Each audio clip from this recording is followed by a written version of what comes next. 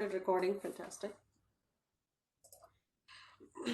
So, and we have seen quite a few examples and analogies that were given to us by our Guru Parampara in the past. So imagine something like a Deepam, and I'm going to repeat myself here, and so do Vedas and like the Vedanta. So put an inverted pot with holes on a Deepam and cover each of the holes with a blue glass, a red glass, a white glass, and a glass smeared in smoke. And there is one glass that is just transparent glass, and the other glass, other hole, sorry, is does not have anything on it. It's just a hole. So when you look through each of those holes, the same deepam reflects in as a blue color or a red color or transparent color. In the smoke smeared glass, it is not even reflecting there. It's so dim.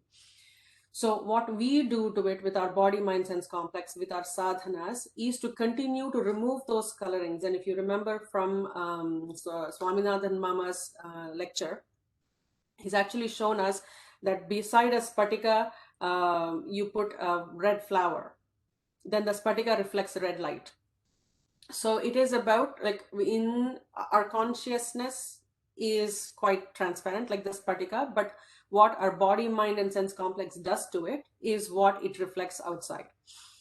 So Bhagavan tries to help us. If those who are on the sadhana path, he will try to kill those kamas, those desires that are not helping the person moving forward to evolve into a better spiritual person and walk towards moksha.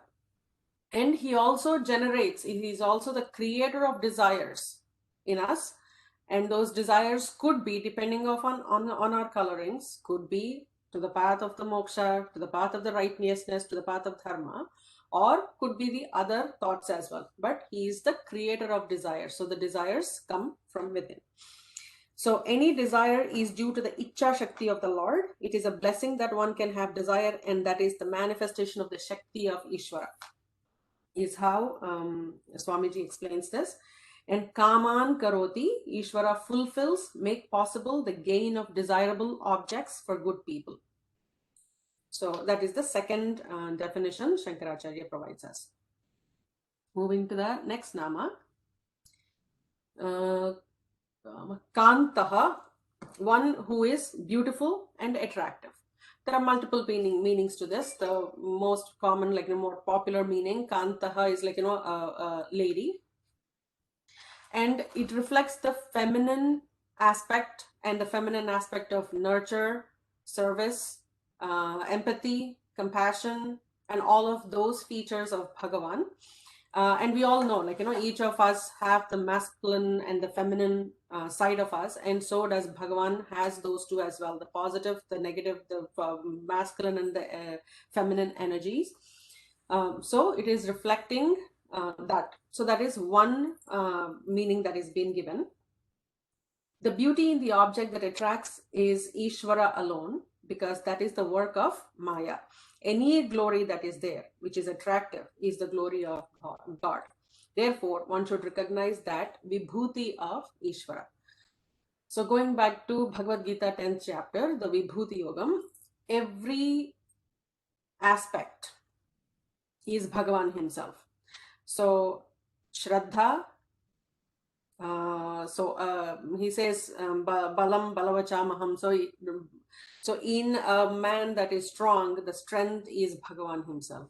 In a person that is radiant, the radiance is Bhagavan himself. So every vibhuti there is across the universe, all of those vibhutis are him. So he is that kantaha, abhirupam tamaha kantaha is how it is explained, that one that is beautiful and attractive. It is only in Ishvara Bhakti that Dharma will grow. Therefore, he is the one who is the fascinating factor in any object of desire, and therefore Kanta. When the Lord is visualized in the forms that are given by the Shastra, those forms are very attractive and pleasing. Hence, he is Kanta. Moving to the next nama, Kamaha, the desirable. So it could be yeah, so let's just take the meaning here. There are so many different namas that will actually, we will see different meanings here. but desirable. The word kama has the meaning of desire as well as the desirable object. He is in the form of the desire to accomplish what one wants, and hence kama. He is the one desired by everyone, no matter what purushartha they seek, because in and through all purusharthas, everyone seeks only limitless ananda, and that is the swarupa of the Lord. So this is what I was looking for, is the second meaning to it. The first one is the desirable, the other one is desired. So kamyate iti kamaha, the one who is everybody's desire. Okay, then kama pradaha, the one who gives the object of desire. Of course, he is our father, so anything that we request for as a child, he bestows according to our karma phalas. He's the one who provides us with all the karma phalas, and he's the one that the giver of the object of desire as karma phala, especially to those bhaktas who pray with shraddha.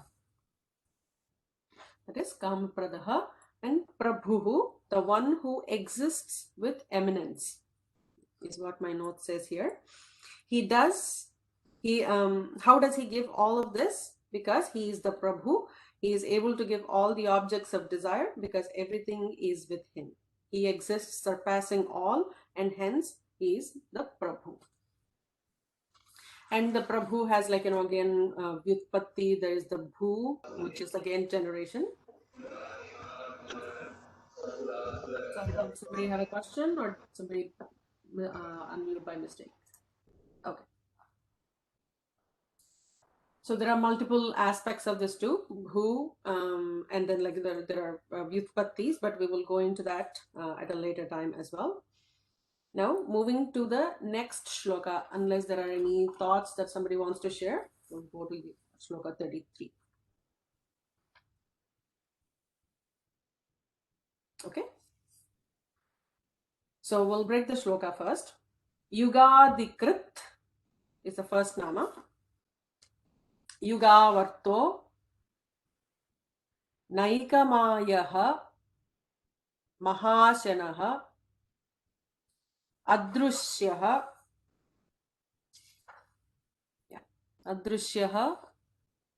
Avyaktarupaha Sahasrajit Anantajit. Those are the namas. So Yugadikrit, Yugavarto, Naikamayaha, Mahashanaha, Adrushyaha, Avyaktarupaha, Sahasrajit, and Anantajit. So who would like to chant this shloka with me? I will, Sriji. Awesome. So we'll do the quatlets first. Maybe no, we'll just do the full line and then we'll go to the full shloka. Yugadikrit yugavarto naikamayo mahashanaha Yugadikrit yugavarto naikamayo mahashanaha adrishyo, sorry, my apologies. Adrishyo vyakta rupascha sahasrajitanantajit. Adrushyo vyaktarupascha sahasrajitanantajit. Just want to address one nuance in a chanting rule that I have to mention here. So usually when we have a samyuktakshara, a conjunct consonant, in this case, for example, yugadikrit dyugavarto, right? Like, or you can say sahasra, sra. There is an S with a ra. So when you add any halant, so we have ka and ik is the actual alphabet, and then you actually combine it with a vowel like a, and it becomes ka, and k plus e is ki, k plus u is ku, something like that, right? So each syllable should take half a unit, point of unit, and we measure it with, like, chutkis. Sahasra, there is a is plus a ra, r plus an a. So there are 3 halants in it. So it should take about 1.5 units of time when we are chanting it. Depending on what is the pitch and frequency, you just adjust it. But it should take 1.5 time, units of time. But adrishyo, so that's why you actually hold it, right? Like when we are talking about avyakta rupascha, and there is a hold that happens when you're chanting those conjunct consonants. But adrishyo, that dr is not a conjunct consonant because it is that r is the vowel. It's not the ya ra la. So that's why I did the 1.5 seconds there. So I held myself. It is the 1 second. So it should take only 1 unit of time when we are chanting the adrishyo. So don't emphasize on dr like this. Adrishyo, but for sure, you actually emphasize that additional. Okay. So we'll chant again, Anitaji. Shriji, when you chant, I'm sorry. Sorry, go ahead. When you chant the first line, like you said now, do you do yugati krut yugavarto or yugavarto when you chant? So correct. So yugadikr should be 1 unit of time, but due will be the 1.5 units of time. Okay. Yugadikrit yugavarto naikamayo mahashanaha. Yugadi krut yugavarto naikamayo mahashanaha. Adrishyo vyakta rupascha sahasrajitanantajit. Adrusyo vyaktarupascha sahasrajidanantajit. Awesome. I'll just chant the full shloka. Yugadikrit yugavarto naikamayo mahasanaha. Adrishyo vyakta rupascha sahasrajitanantajit. Yugadi krut yugavarto naikamayo mahashanaha. Adrushyo vyaktarupascha sahasrajidanantajit. Awesome. Thank you, Anitaji. Now we'll look at the meanings. Yugadikrit, the one who creates the yuga, kalpa, and so on. So, and again, going back to one of my favorite concepts I keep talking about, time, and when the whole, from the Big Bang, when the universe gets created in the manifested form, and there is the unmanifested form, things that get created are matter, energy, space, and time, right? This is the equation. And with Bhagavan, that creation itself starts the time. And when everything unmanifest, time shrinks, space shrinks, and matter and energy starts collapsing into that unmanifested particle. So he is the one who starts, or who has created the yuga and the kalpa. It's going into the same concept of Bhagavan is nothing but time, and Bhagavan has created the time. There are, so one of my favorite, I think I keep saying like one of my favorites. There are so many of these favorites. So in Mahanarayana Upanishad, there is a whole sequence of what Bhagavan is like, they say from microseconds, milliseconds, and to the highest amount of like time. And actually, if anybody wants to research and bring back to our next class something about the scientific nature of time in our Vedas, it goes to, I think, 1/10⁹ times of the seconds, like whatever you call it. There are names for each of these, and at the same time, on the other end, 10⁹ times on the other extreme. So, and there are names to each of these. Each yugam has a specific component. I won't go into the scientific nature of this. There is a whole geometric component of how all of this has been captured in the Vedas. If anybody wants to do a bit of research and spend, we'll probably have 5 minutes if somebody wants to talk about that. And if you would like to volunteer, send it in the forum, because it's an important concept and the most important for a sadhaka is what I shouldn't be using the superlatives. There are so many things that are important, but time is a major factor. Think about it this way, as Shankaracharya tells us in Viveka Chudamani many times, that after so many births, to get a janma is a big deal. So you have gone through so many different births. That's why you're here with all your karmas and everything. And in that, getting a manusya janma in that being born in a Vaidika Dharma, where we have so much of education that is being knowledge that is available for us to depend on, and in that you actually find somebody who can interpret this and who can teach this in the right format.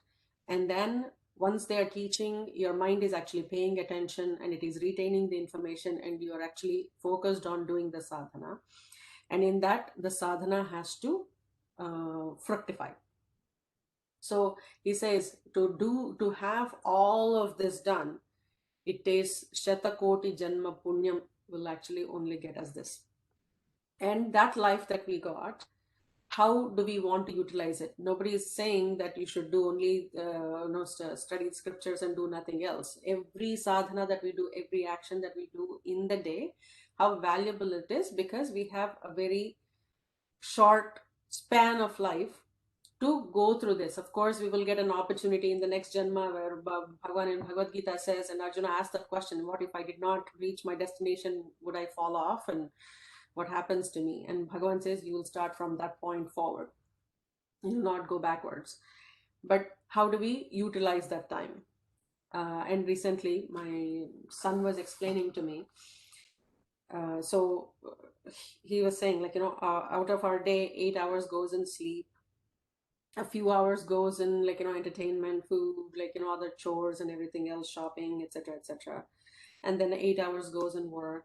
And then sparing 1 or 2 hours, how focused should we be? How focused should your sadhana be, mom, that you actually feel like you're progressing in your sadhana? So he was trying to inspire me. He and I discuss quite a bit. So does my mom, my husband, and I. So thankfully, I have nice partners to discuss these things. So the value of time against what we are trying to achieve as sadhakas is quite significant. So how do you want to utilize it? No matter what you might be doing, you could be watching a movie, you could be spending time with your kids, but every one of those activities are predestined curriculum that is provided, tailored curriculum Bhagavan has provided you, and how you take it as Ishvara Prasadam and be present at the moment and enjoy that moment as an offering to him is the karma yoga part that comes into picture that we discuss quite a bit in the Gita classes. So time as an aspect is a very, very important thing to focus on for sadhakas. Okay, and then we will go into the actual understanding of the scientific nature of time. If anybody would like to research and present some 5 minutes next week, please volunteer. We'll move to the next nama, Yugavartaha, the one who keeps the cycle of time turning. A Chatur Yuga is made of 4 yugas, Krita, Treta Yuga, Dwapara Yuga, and Kali Yuga. So the cycle of time and how it keeps rotating, Yugavartaha. And we will learn again the concept of yugas and the kalpas and the actual number of years that each of these are. It will be part of that research, whoever is going to present it. So I won't go into the details here. Moving to the next nama, Naikamayaha, the one who does not have the one who does not have one Maya but many Mayas. So that's an interesting concept. So Aneka Maya, Naika means Aneka Maya. The Maya magic of Bhagavan is not one but manifold. It is not that many Mayas are there. In this compound, the none is retained. Otherwise, it would be Aneka Maya. It means that he has got one Maya, one magic, but many. This whole Jagat, which is manifold in his magic. Time is not there, and yet we calculate time, and that is magic. Without time, there is hour and day. Day is not there, but there is a week. Week is not there, but there is a month. So Swamiji is trying to give quite a few examples. So that... Sriji, can you please repeat that? I didn't get this. Yeah, I know. So that's why I was trying to explain it. When Swamiji actually gives some analogies, which is it is sometimes he gives a lecture and we write notes down, and it feels a bit repetitive sometimes. So I'll explain it. It is the concept of the one representing many, right? The one-to-many relationship, whether it is names, forms, or including Mayas. But we think it actually manifests as many Mayas but ultimately it is the one Maya that reflects. It's almost like how sun reflects in the droplets of water, or how sun reflects in a shattered glass. So for us, it feels like many Mayas, Aneka Mayaha, but ultimately it's all his one Maya Shakti. Make sense? Yes, thank you. Okay, so there's moving to the next Nama, Mahashanaha, the greatest consumer.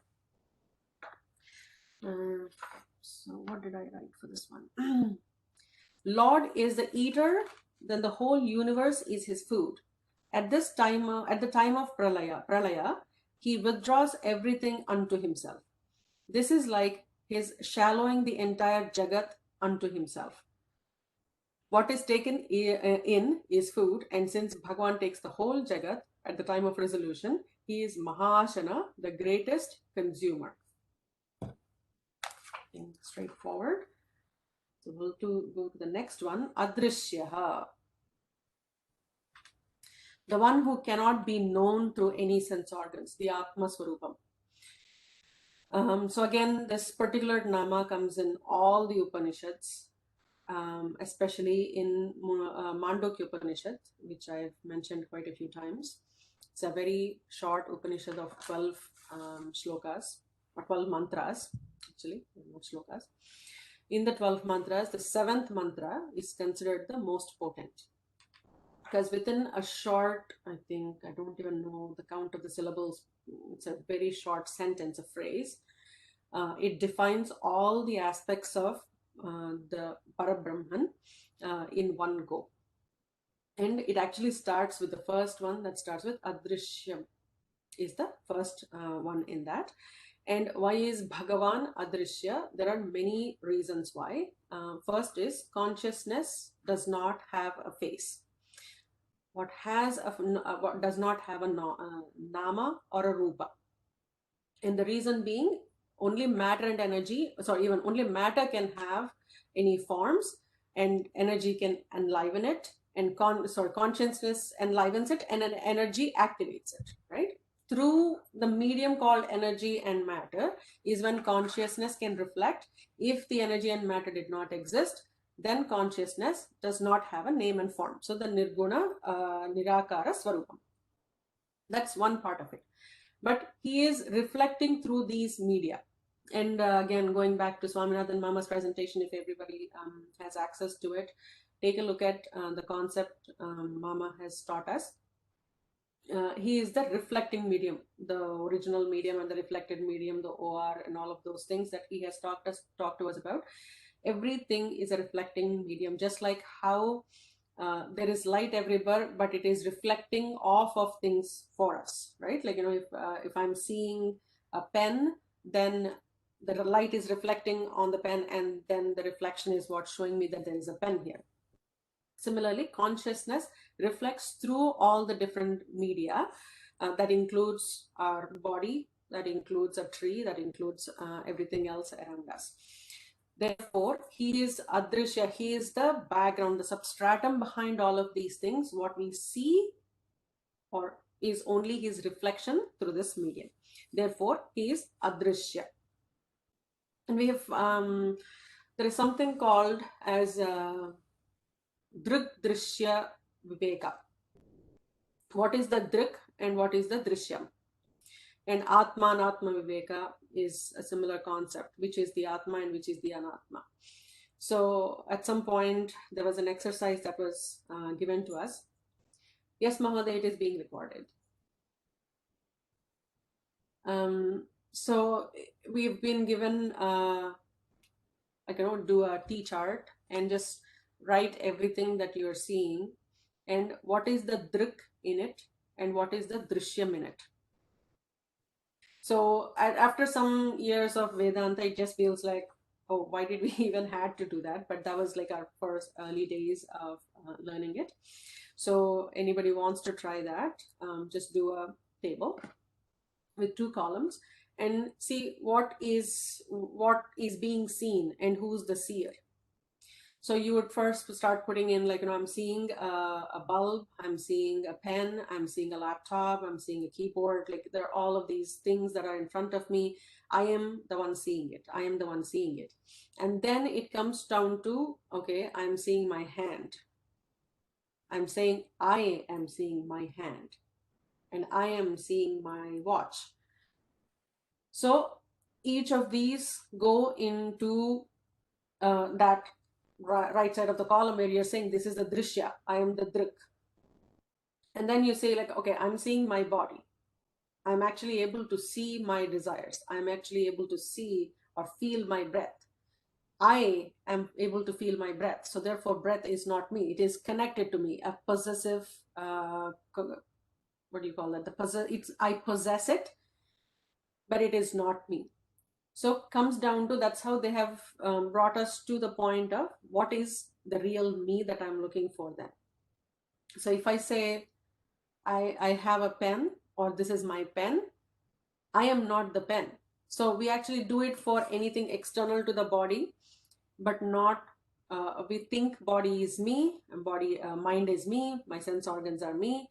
So that differentiation between, no, the body is not me, the mind is not me, the sense organs are not myself, the prana is not myself, the annamaya kosha, all the koshas are not me, the nadis and everything else is not me. So what is the ultimate me? When you actually go through that scientific process of just, striking things off, you end with that consciousness. So that's the only way to get to the point of consciousness. This is the neti concept, not this kind of concept in a practical approach, writing things down. So he is adrishya because he himself is the drik. He is the seer. So the seer cannot see himself. He can see everything else around him. Right? So that's why he is adrishya, unless a mirror he approaches a mirror, and the mirror shows him a reflection of himself, but he cannot see himself. And the reflection, or the mirror, in this case, is the scriptures and guru, that is actually trying to hold the mirror for us so we can see ourselves. Did that make sense? Assuming so, moving forward. Yes. The reflection is also a form, right, Sriji? Correct. The reflection is only a form. So We are not only, him. it's a vritti in our minds. So you're not still seeing him. He's No, still not able to because he see is the me. seer through you, Right, whatever you define you as. right. Yeah. Okay. Thank- Vyakta rupaha, the one who is self-evident. So again, if you notice how, so everything in our scriptures is arranged, right? Like, they give, if they give a contradictory statement somewhere else, it might cause to confusion. So they'll put adrishyaha, and then they will say vyakta rupaha. He is self-evident too. On one side, they're saying he is not visible, and then they'll say he is absolutely visible. So let's see how this one is. When it is said that Bhagavan is not subject to objectification, it does not mean that he cannot be known. He is Vyakta, manifest as the Swayam Prakasha Atma, as the self-evident Atma. He is Vyakta as I, the witness of everything, lightening up everything. He has to be recognized in this way. Pratibhoda Viditam Matam is the Kenopanishad Vakya. In every piece of knowledge, he is evident as the consciousness that lights up that knowledge. Again, the whole Jagat being his manifestation, his form is Vyakta in the form of this world. Make sense? Okay, next one, Sahasrajit. Earlier, when we were chanting, or you were teaching us how to chant, you suggested adrishyo avyakta rupascha. Or did I hear it wrong? It is Avyakta Rupascha, yes. Okay, so yeah. So there is that S-shaped thing. Yeah. Sorry, I'm forgetting the name of, Ajay Mahoday will laugh at me now. I'm sorry, Mahoday. avasarga. Yeah, so adrushyo avyakta rupascha is how it is given, but so Shankaracharya, there are two namas with the avyakta rupaha that comes in Sahasranamam, and so he changes it to vyakta rupaha for the benefit of getting a different meaning for it, because in any stotram, as we have talked about it before, should not have two namas with the same meaning. It should not be repetitive. So from a meaning standpoint, it's been given as vyakta rupaha, but when we are chanting, there is that extra avasarga that we have to pronounce. Okay. Okay. Thank you.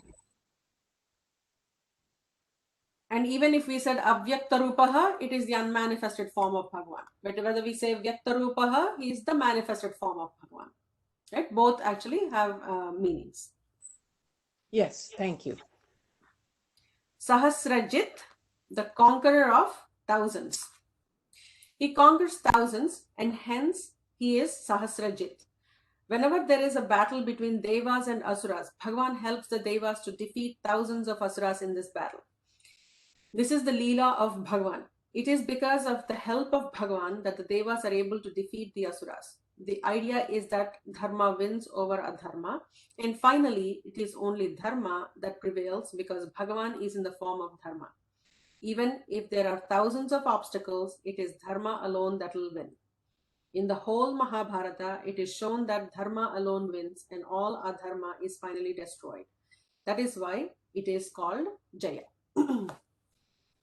So that's one aspect of it. And there is esoteric nature of this meaning would be applied to, and we've talked about that previously too, the Asuras are in our heads, and how Bhagavan actually helps us kill those Asuras so we can move forward on the path of Dharma towards moksha. And there are, while Atma cannot be destroyed, everything else should be destroyed for the cycle of life to continue. And when in that process, there is also the trying to actually see how much I can share, and I think some of it might go into Lalita Sahasranamam. I don't want to bring it up here. So maybe when we go there, I'll talk about it. It is conquering our own senses, or let's put it that way. And I spoke about, maybe I should just say it. I spoke about the concept of Bhuta Shuddhi in the past. How that continuous conquering of self through destruction and through recreation and through that annihilation process, like, that Jagrat, Swapna, Sushupti, that the cycle that goes on in our days, as well as the concept of everything that is getting destructed in our bodies, including cells, and what including our vrittis, what's dying and what new vrittis being coming up. So when we talk about our past karmas, based on your current karma, and I say this many times, if you're based on your past karma is what you're being presented today, it is your current karma that is going to give you what's coming tomorrow. So ensuring that that's what's happening, like, we are creating better vrittis than what we would have done 10 years ago, or probably when we were children.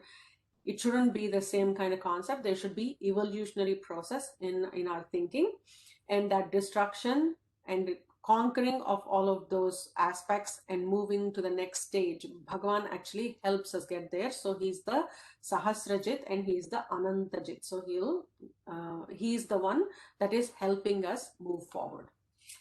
Did that make sense at all? Sorry, I think I kind of brought in too many topics into one. We have 3 minutes, so let's see if we can finish Anantajit. At any point, if I don't make sense, please let me know.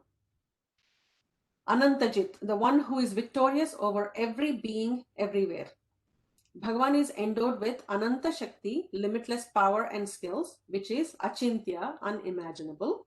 In the universe, there are limitless varieties of beings, and each has some special capacity by which it excels other beings. Again, in the same species, some excel over the others. Ignoring that. Since it is Bhagavan alone who excels, who wins by the manifestation of his Ananta Shakti, he is Anantajit. And because of Dharma, Anantatmaka Brahma Jayati, therefore he is also Anantajit, Anantam Brahma. So he is, because he is the Ananta, he has conquered everything. That's why he is the whole universe himself. That's why he is Ananta.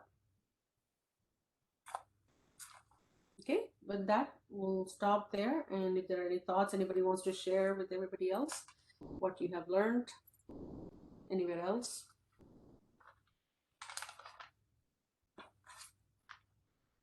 Sriji, if you can kindly repeat the shlokas fully as a wrap up. Yeah.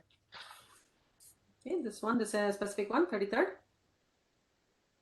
Yeah.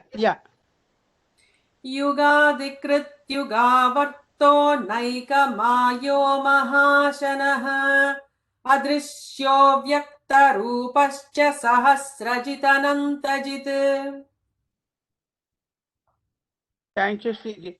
Yes. When we are self-taught, so many things we do slightly differently, some pronunciations. So I'm just trying to fix it up. Hopefully I correct myself. I know.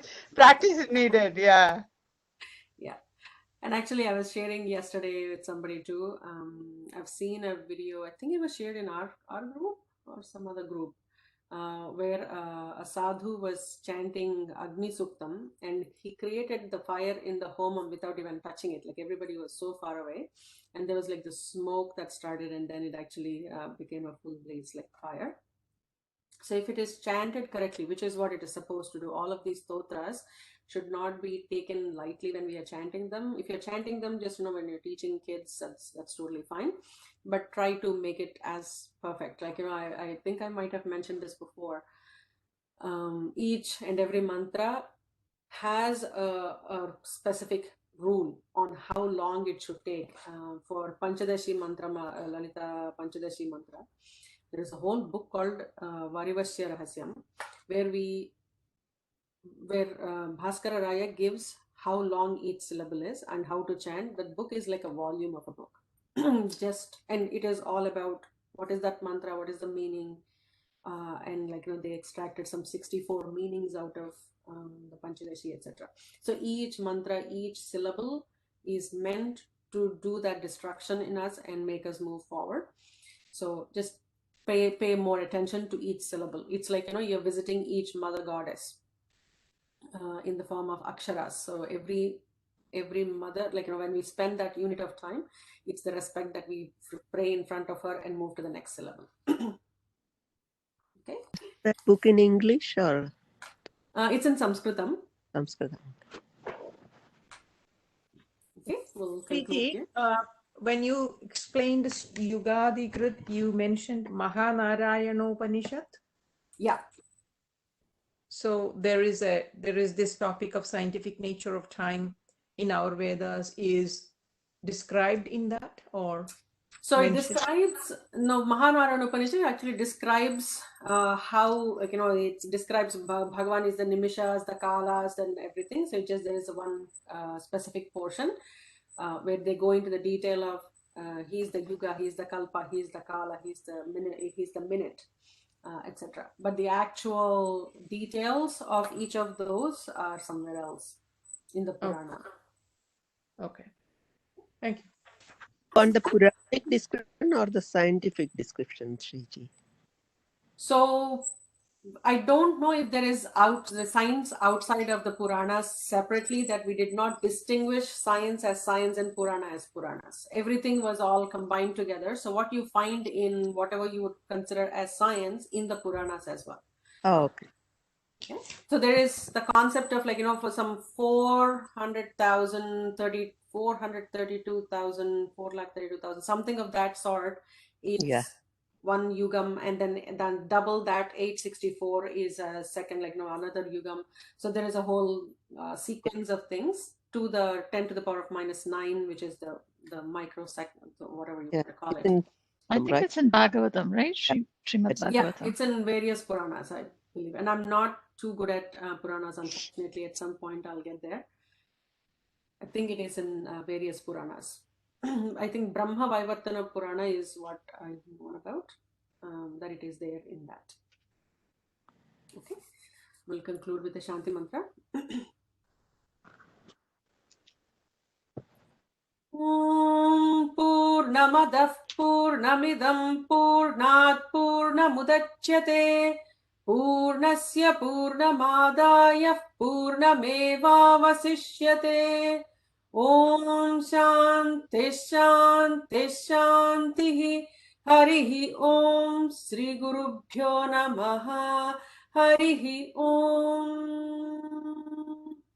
Sarvam Sriman Narayana Charana Arvindarpanam. Thank you so much for your time. We'll catch up. Thank you, Sriji. Thank you, Sriji. Dhanyavadah. Dhanyavadah. Thank you, Guruji. Thank you. Thank you, Guruji. Sriji. Thank you, Guruji. धन्यवादः भगिनी। Thank you.